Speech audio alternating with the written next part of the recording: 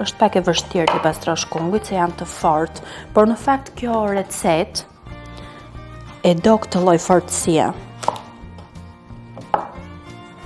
Bëhet fjalë për recetën e ëmbëlsirës.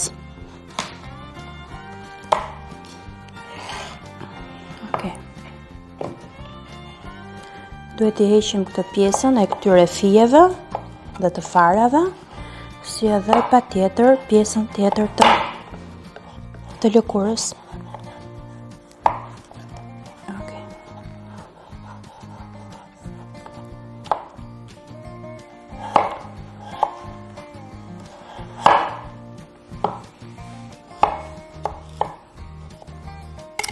Ja pra. Do t'i bëjmë të gjitha si kjo këtu.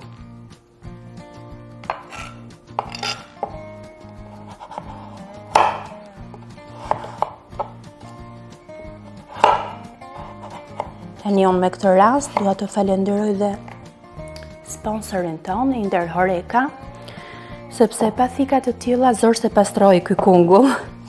Edhe kështu edhe është pak e vështirë. Është shumë i fortë kungulli.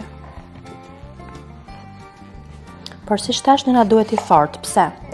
Sepse do të zjej avash kungulli ynë për të bërë ëmbëlsirë dhe nuk duhet të jetë i butë, përndryshe pastaj